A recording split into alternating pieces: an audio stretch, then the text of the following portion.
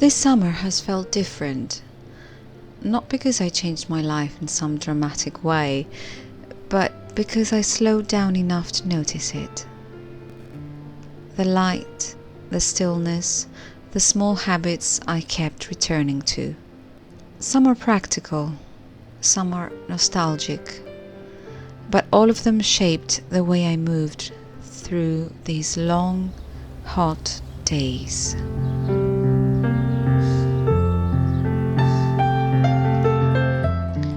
I have worn these dresses more times than I can count. They are cotton, breathable, and I made them myself, which makes them not just practical, but personal.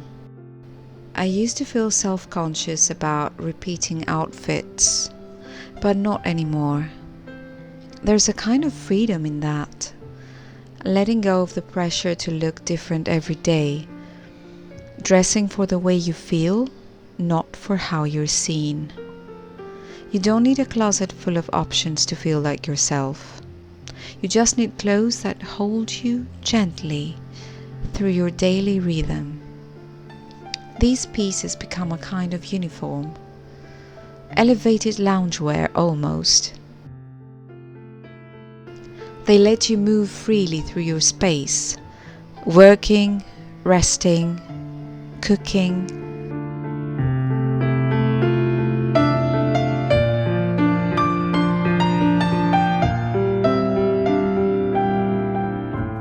And when you need to go out, even just to run errands or pick something up, you might reach for one of your other outfits.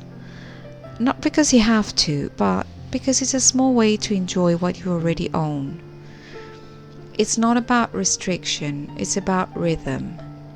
Wearing what feels right over and over until it becomes part of your summer.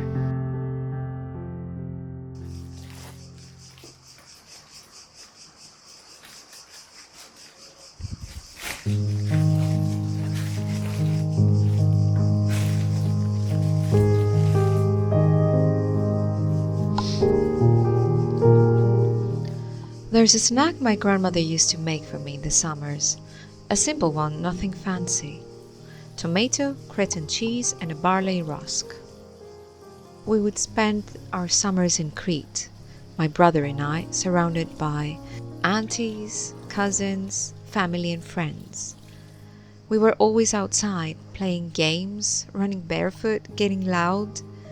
No phones, no screens, just endless physical games, like hide and seek until the sun started dipping. And then, like clockwork, we'd hear our grandmother calling our names.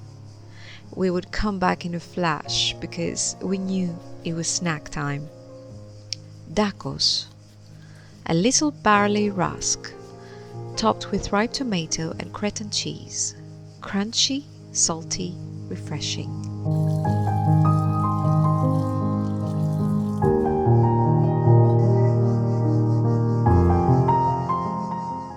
It's one of those flavors that became a part of my childhood. Not a recipe I ever wrote down, but one I never forgot. It's quite simple, actually. Lately, I have made it a little habit to revisit those dishes. The ones that remind me of a place, or a person, or a version of myself I haven't seen in a while. Now I make it with a plant-based cheese, but the flavor still carries something familiar, something rooted. And I think that's part of slow living too. Returning to tastes that feel like home.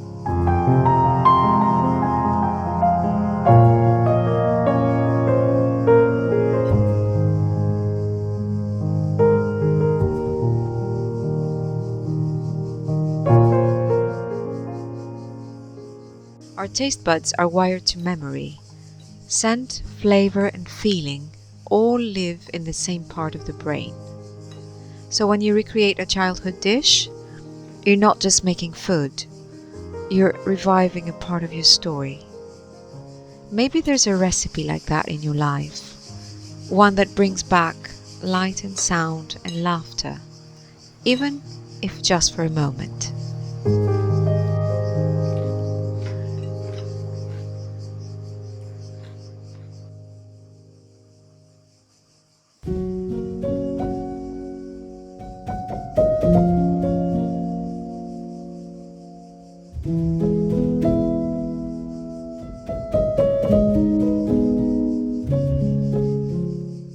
I was never the kind of person who took naps.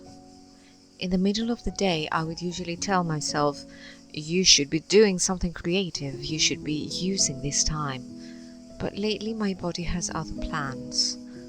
Maybe it's the heat, maybe it's the broken sleep at night, or maybe it's just age, doing what it does, asking me to slow down whether I like it or not. So I have started letting myself rest, a short siesta, as they call it.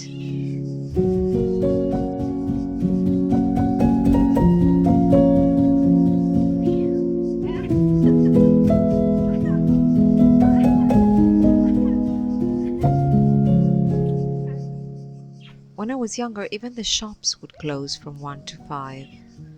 The entire town would pause, blinds drawn, streets quiet, nothing moving. Somewhere along the way we stopped doing that. Rest became something we had to earn, something we feel guilty about. But I think our bodies remember that stillness, that pause, that little window in the middle of the day where nothing has to happen. It's not lazy, it's not a waste, it's just necessary. A nap isn't a waste of time. It's a way to soften the day, to reset, to breathe. Maybe that's the art of it, stopping before your body makes a decision for you.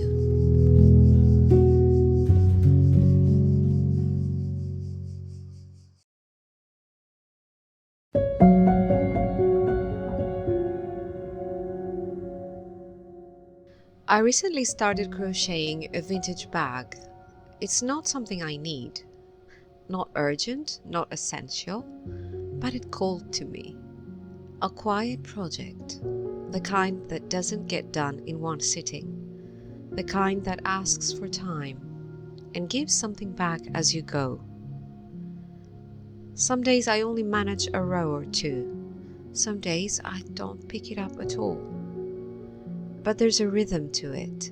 Hands moving, mind resting. A little progress, a little peace.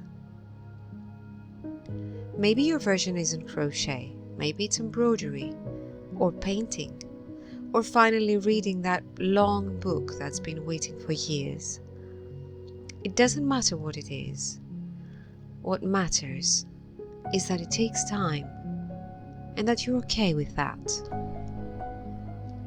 The end result is a bonus, a motivation maybe, but the real gift is the middle part, the mess, the learning, the slowness. Creating something with no deadline is a quiet kind of freedom. You're not behind, you're just in progress.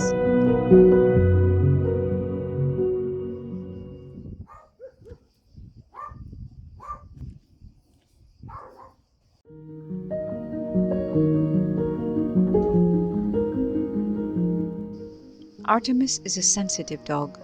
She gets anxious around loud noises, kids, even bouncing basketballs. So this summer I started walking her on quieter streets, trying new routes I hadn't used before. I didn't expect to find much, but I ended up discovering some really peaceful places. Little hidden paths. Places where the air feels still, where I can hear my footsteps. They have been good for her, and honestly, good for me too.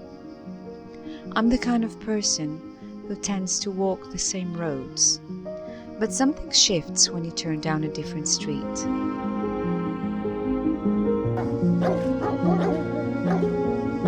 Even if it's just one you never noticed before, it reminds you there's still more to see.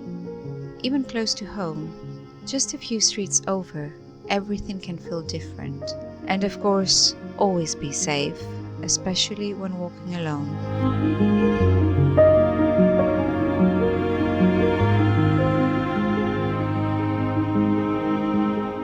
But when you can, try the unfamiliar path. You never know what you might find, out there or in yourself.